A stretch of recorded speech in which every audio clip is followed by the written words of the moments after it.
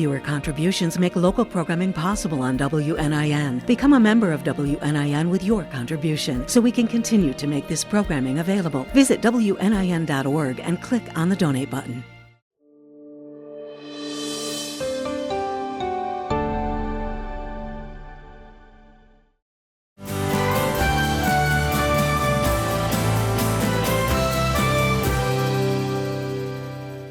Chris Underwood is an author and retired computer consultant who lives in Galena, Ohio, which is a suburb of Columbus. Chris holds degrees in computer science and accounting from the Ohio State University and has a minor in English. He is the author of 5 published novels.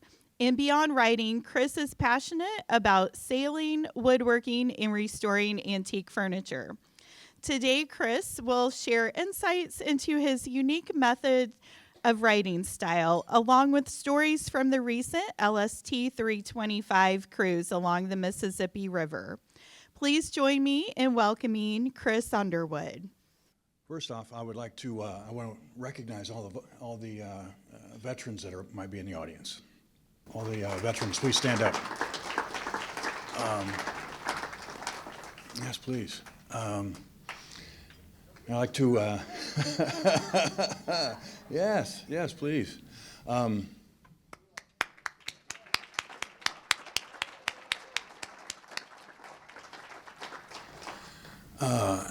First off, I must admit that I am not a veteran. I think I stood at the crossroads back in high school.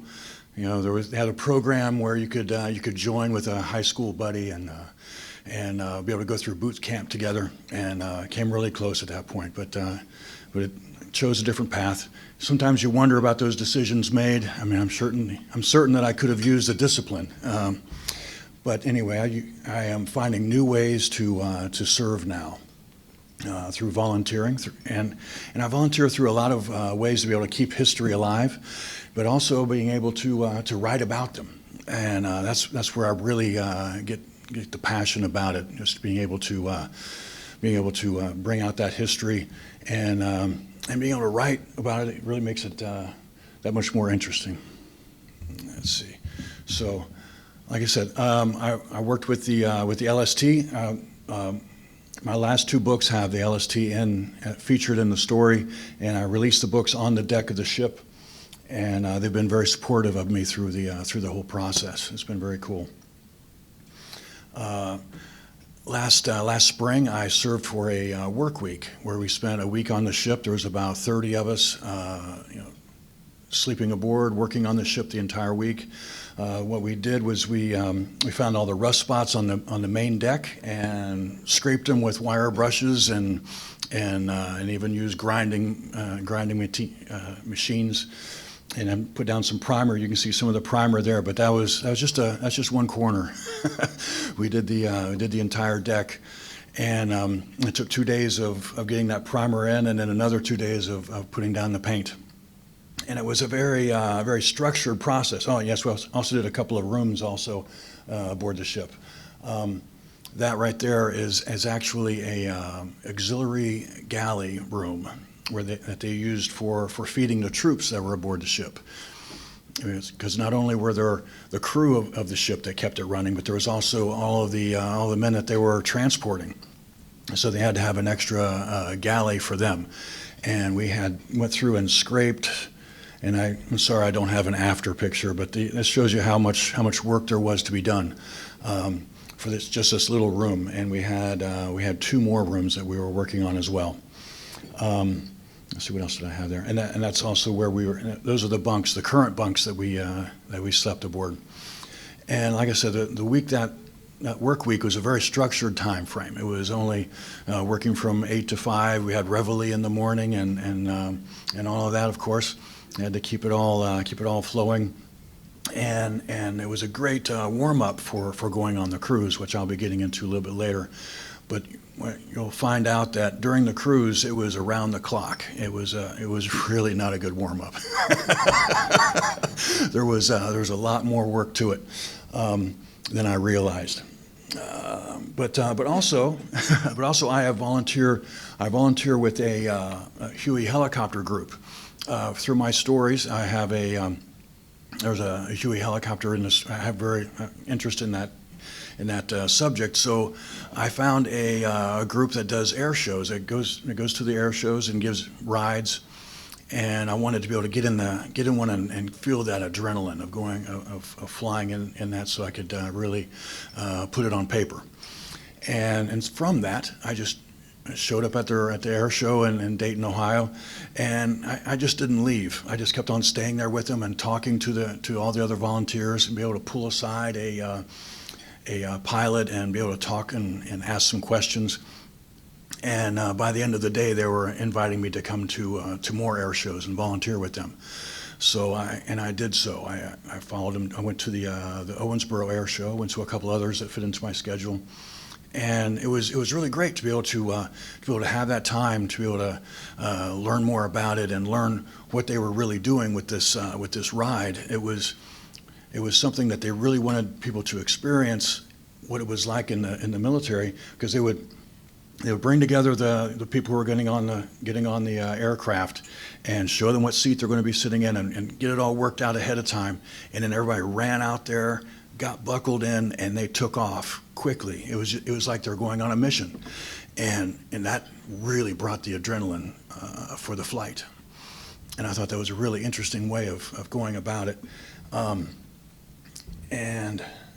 And so then also in my latest book, I wanted to introduce the Cobra attack helicopter into the story. So I needed to ride in one of those as well. And there I am in the gunner seat in the front. It's just two people in the aircraft, and so I had a pilot behind me.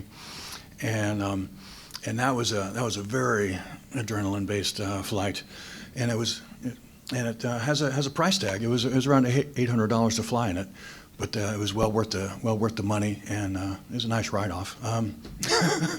But I went down to their location in Atlanta. They have a hangar in Atlanta and also in Louisville, and you can go to their location and take rides as well.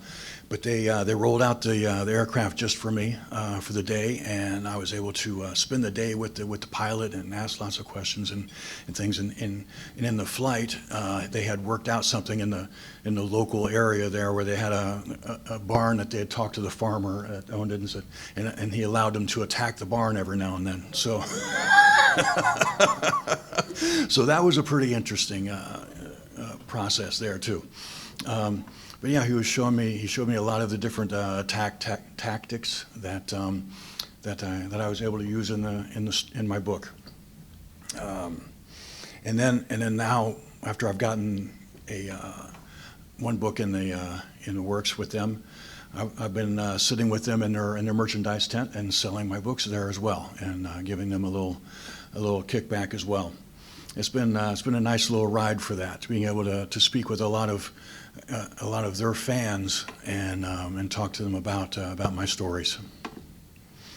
But also something else I needed to learn about with my book series was learning about the locks. I have several scenes in the locks, and so I was introduced to the lock manager at the Cannleton Lock. And he was very helpful. Gave me a personal tour through the lock. And I was able to spend much of the day there, just watching the process, watching what happens, the horn that sounds when the doors close and when it opens again, and that sort of thing. Learning the whole process of how it works in the locks, and I thought that was really a draw for me. I think that's the Cannleton Lock there. But also, like I say, I'm a method writer. I need to experience it. I need to feel it. So my story goes to Niagara Falls in the wintertime. So Niagara Falls in the wintertime is a cold time. And the mist coming off of that was also something I had to consider with my work with the aircraft, because it would cause a real problem with the helicopters. I had learned from the helicopter group that that I needed to learn more about what cold weather would do to them. Because when you normally see a Huey helicopter, you think of lush forests, you think of, Vietnam, that sort of thing. But I found a pilot that had served in Alaska with the Huey helicopter, and he was telling me much about the mist and what it would do. It would make the plane heavier. It would change the rotor and all of that. And he even told me a story that ice had formed on his windshield really quickly from the mist, and he couldn't see where he was going. He had to turn the helicopter sideways to fly, to look out the side window, which of course was something I had to use in my book. But the real interest to me was the power station. Power station was a big key to my book, and that is something that is 8 miles downstream from the falls. And learning about that, I took some of the hiking trails that were around the power station, and really being able to see it up close and see what it was all about and how deep that gorge is. And that gorge is actually something that the waterfall has created over the past 12,000 years. It started, you can kind of see the end where the gorge kind of ends there. And that's where the waterfalls were 12,000 years ago, and it has worked its way up that 8 miles as it has chewed away and created that gorge, which is something I bring out in the story as well. I try to bring out history of my locations. Also in Buffalo, near Niagara Falls, I went to the naval history museum there, the floating museum there, where they have a destroyer and a battleship. And the destroyer there that's in the picture is called the Sullivans. It was something that it was actually named from the original Saving Private Ryan story about 5 brothers, the Sullivans, who were commissioned to one ship, or who were on one, and that ship sank, and all 5 were lost. So when this ship was commissioned, they named it the Sullivans, and so. When I was there in January, they don't normally do tours, and I was able to get a private tour from the administrator there, and he was telling me lots of stories about the Sullivans, and I asked permission to be able to use it in my book, because I want to use real things. I don't want to just make up something. I want to have something real, and I wanted to use that ship in my story as it sat right there without an engine, and make it a main part of the story. Which I did. It turned out very well. It turned out, and I was able to send him a couple of chapters that it was mentioned in, and he helped to edit it and get it back to me and make sure that it was all accurate. But what I'm here to talk about really is my tour with the LST. I went with the tour starting in, I think it was like the 1st of September, down the Ohio River, and we went to the Mississippi, turned right, and went up the Mississippi to past St. Louis to Muscatine, Iowa. It was a 6-day trip just to get to Muscatine, and we were all working around the clock to get us there. And I think we went at a maximum of about 6.5 miles per hour. In the beginning of the Mississippi, we had a pretty strong current in there, and so we were down to about 3.5, getting through that. And my time aboard the ship when we were traveling was I spent my time in the wheelhouse. The wheelhouse was really great, being able to assist the captain through the trip. So on the one picture there is the actual wheelhouse. That wheel that's there is not being used, but the throttles to the left of it there, those are actual throttles, and the port engine and the starboard engine, and the captain would call down from the pilot house and tell us in the wheelhouse what he wanted the the engine to be doing, what RPMs and that sort of thing, and we would make it so. And so in several of my shifts, I was running the throttle, and I ran the throttle through 3 locks during our trips, up and back, which was quite a exhilarating process. And he was doing some fancy stuff of doing, reverse in one engine and forward in the other, and it was quite exhilarating, I guess. But also, I spent some of my time up in the pilot house. The other picture is from the pilot house, so you can see your view of the ship.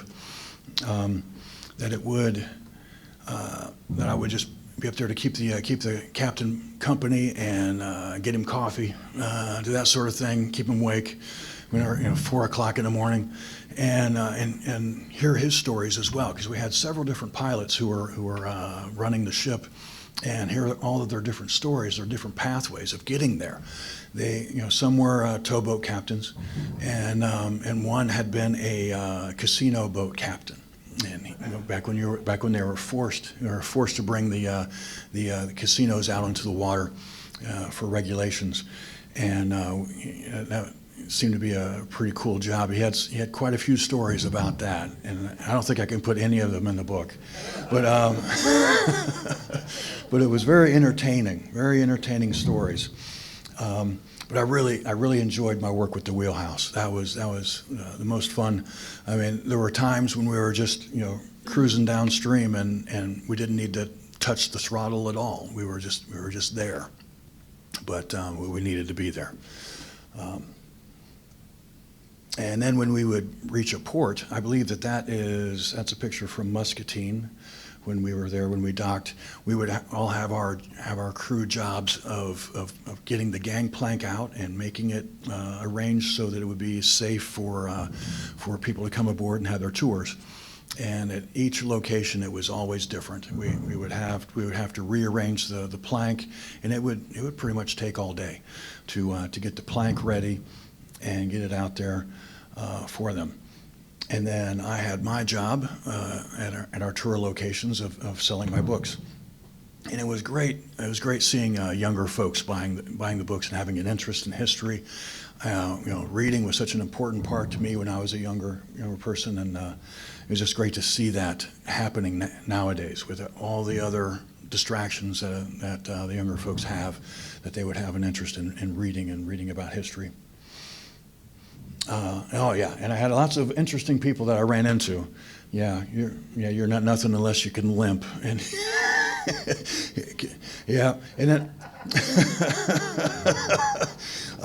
and then I had the other gentleman there with the hat on that he was a truck driver, and he had listened to all of my books on audiobooks. He was driving truck, and he even had his truck outside the ship. He had found me and wanted to meet me, and that was really neat. You just to see somebody having that much enthusiasm from my writing. Oops, I think I went past one. I think I can get it. Yeah, there we go. So there's St. Louis. That was really neat to be able to see the different views at all of our locations that we went past. It seemed like every mile was a photograph opportunity. There were so many different things to see, and the river was so different going from the Ohio to the Mississippi. The Mississippi was such a different kind of river. It had a much stronger current, and they also had stone dikes on the side trying to control the current and keep it into the middle so it wouldn't erode away the banks. But yeah, all the sunsets and everything, just great views. Just amazing. Oh yes, and here's that is a car ferry that brought out the cars, and they were all sitting there waiting and wanting to have a good view of us as we went by. We honked the horn at them, in the air horn, and it got stuck. It took us a while to get it turned off. I think they thought we were mad at them or something, but those things happen when it's an 80-year-old horn. but I had some really great photograph opportunities. I felt that the cannons really have some really neat view to, and I believe that the bridge there, that's in Cape Girardeau. That was really neat at night. Yeah, here's a sunrise one morning. It had such a cool view, and I got out with the Jeep. I feel that a photographer going with us on the ship would be a fantastic thing. I think there were just so many things to look at. It was just a beautiful thing going down the rivers, and here's another sunset. So this is on our way back, and like I said, when I say that it was not as structured as it was on our work week. It was very difficult time frame of it, and also I felt like I was sleep deprived most of the time because all the night shifts and everything else, and also trying to edit my most recent book that I'm releasing today, and it was very difficult for me to be working on the book and trying to do things with my shifts on the ship, and it's something I would not try to do again. It made me irritable, so. But if I do go on the cruise again, it would be something I could really just enjoy the work of it, and also to point out that it was an invitation only to go on the cruise. People need to have so many volunteer hours on the ship before they are invited to go on the cruise. So it was really a big to-do to be invited to go on the cruise, and I was thankful for being able to do that. But I think the next time I would just be working on the ship and not trying to write a book while I'm at it. And this brings me into what my book is all about. I haven't really gotten into all of that yet, so I'll tell you just a little bit about my books before we get into the asking questions. What it is, because it's kind of a twist of historical fiction, kind of, but what it is a disaster fiction about the power grid going down. And it's about an attack on the Niagara Falls grid that brings it down to the point so that just the top northeast corner of the country is without power for the winter. And they're trying to get it back on, but it just doesn't happen. And so it's not a complete apocalypse. It is just a disaster that's occurring. And so I follow a group of families in central Ohio as they're trying to help each other, trying to do the right thing, trying to help people who are showing up on their doorstep even when doing the right thing isn't working out that great. They keep on trying. And one of my main characters is a Catholic priest, so it brings in a little bit of morality, a little bit of faith, a little bit of trying to do the right thing. And then by the second book, they have a call to arms where they realize that there's more going on than just a power outage. There's a coup against the country happening, so they join a Minuteman militia to fight back. And then the third book is where the LST comes into the story, where that militia takes possession of the LST and they go up the Ohio River with it to rescue a VIP and bring him to safety. And from that, they have some battles. They go through the locks and have some battles in the locks because the locks have been taken that they need to be liberated. And I use the ship for everything that it can do. We even landed on Wheeling Island, and military machinery comes rolling out to have a battle on Wheeling Island. Yes. And then the fourth book that I'm just releasing today is the Battle of Niagara Falls, where we go up to where I send a Cobra attack helicopter up to Niagara Falls to liberate the power station up there because it has been taken over. And the LST is still going down the Ohio River to deliver that VIP. And not to give too much away, I do bring the LST back home to Evansville. I can't say what condition it's in, but I bring her home, and that's basically the storyline of what what I've been writing about. So I'd like to ask if you have any questions.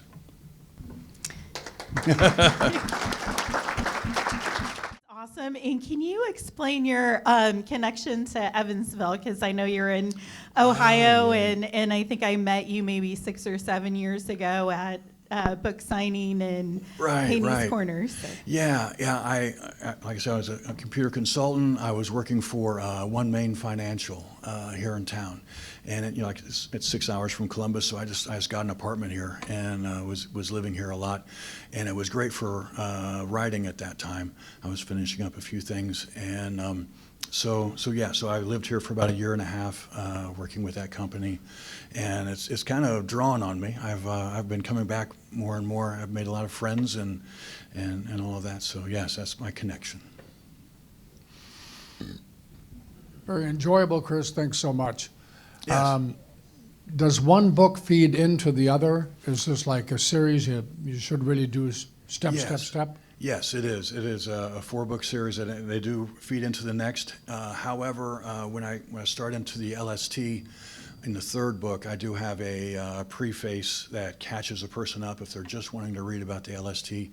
So the last 2 books would be good to read together if that's just your interest. Other thing, I see barges coming up and down the Ohio altogether, sometimes in icy weather, fog, ice on the deck. Yeah. It looked like the Candleton Locks that you were going through there. Was that a pretty frightening situation? Yeah. Actually, the Mississippi, you would think it'd be a lot, it's a much wider river, but the channel through it is very narrow, and so there were times where we would have to wait aside and wait for a barge to get through, and then come out and go around. So it was much different than the Ohio. The Ohio has much more water, and so you have much more room than the Mississippi, which was kind of surprising to me. Hi, I've been in this club for like 7 years, and Mm-hmm. this is the first time my hometown has ever been mentioned. Columbus. I'm from Buffalo. Well, Buffalo, yes. So what? And I actually am from Amherst, so we'd go up to Niagara Falls only when we had people from out of town because we didn't appreciate it. But what led you? What was your connection to get you up to Western New York? Well, the storyline I needed to, it was all about the Niagara Falls power station. So I needed to take the story up to that direction. But once I got up there, I spent a week there, and so I just kind of wandered around a little bit. I also went to the reservation, the Indian reservation. I know I'm going to murder the name of it, Tuscarora or something like that. Oh, wow, okay. So yeah, going to the reservation, I use that in the story as well. It's just by going around and seeing different sites. It brings them into the story. Just if something really resonates with me, then I'll try to bring it into the story. So you talked a little bit about being on the LST and kind of being on a ship that size. For those of us who have not been on it, talk a little bit about how you're getting from space to space inside the ship, and how for a person over 6 foot that's probably a little bit more of a challenge. Yeah. I ducked through the doorways, and there were some guys on there like 6'4", 6'5", and they had to duck all the time. Those ceilings are not forgiving. They don't give at all. And yeah, you have to be concerned about the spaces and also the bunk spaces and all of that.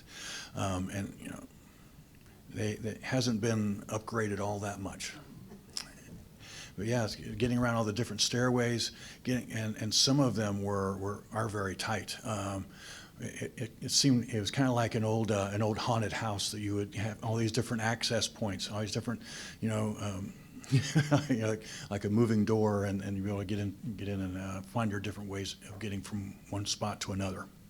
I appreciate your talk this afternoon. Very interesting. Thank you. I'm interested to know how you got to where you are now in terms of writing was your first attempt at writing a novel one of the Cold Winter books, or were there other attempts, other avenues that you went down? How did that all develop? Well, I was writing a lot in college. I did a lot there. I really wanted to go that route, but I also was a realist and realized, unless your name is something like Stephen King or something, you're not really going to have an easy path. So I took the other path of with my computer work, and it helped with the creativity. It was kind of some creativity to it. Also, with my accounting degree, I did sit for the CPA a couple of times, and then I realized, creative accountants, they usually end up in prison. So, so I went with the computer route with knowledge of accounting, and. But then I started to get into writing, I don't know, about 2010, and I was writing some different short stories, but then I started getting into more about the power grid, being concerned about that issue. And that was back when, the Doomsday Preppers TV show was on and that sort of thing, and so it was kind of an interesting point. And so then I jumped into it, and I worked on my first Cold Winter book for about 6 or 7 years. I have 10 complete versions of it on a thumb drive somewhere, and doing all kinds of different crazy things. And but I came back around to it, and it seemed like it was really the best way to go. I got into a writers group that was helped by a publisher, and we would just submit a chapter to each other, and we would and really critique each other, and that was really the best way to go about it. I mean, giving something to a relative or something, they're always going to love it, but giving it to other writers, you get a real good critique. Not that they really know everything either, but you get a good critique of what works and what doesn't. And it really helped a lot, through doing it that way, and from the time at it, I really enjoyed that whole process of finding what my voice was in writing. Yes. Yeah. There's a big difference between the planner and the pantser, the seat of the pants writer. I'm kind of a combination of the two. I do outline it, get an idea of where I'm going, but then half the time the outline gets thrown out the window once I really get into it. So I do have a structure of where I'm going, which is why I traveled to Niagara Falls. I knew that was my direction and what I wanted to do, but then things changed once I got up there too. I rewrote a lot, and I also spent a lot of time on my own to do the writing. I went to a cabin in Cannleton for about a month at a vineyard there at the Blue Heron Winery. Yeah, beautiful place, and I stayed at the cabin there and wrote for a while. I was able to go down to the Cannleton Lock and talk to guys there as well. And it really kept me close to what I was writing about. But yes, I abandoned my family for for periods of time to try to get the work done, and sometimes it's fun and sometimes it's painful. All right. Anything else? Any other questions? Well, yes, I do. I enjoy the whole process. All parts of it much more fun than writing software. I have to say, and I'm finally to the point that I was able to stop writing software and be able to do just writing. That's been a great thing to be able to retire from it and be able to do this full time. I'm one of the top, the top 3 percentile of writers who actually make a profit. But yes. And it's been great that the LST has been so supportive of me, of my work too. After reading the first 2 books of the series, they invited me to use the ship, and that was great. It's been really a great process with them. Yes. Well, thank you again, Chris. So we appreciate you.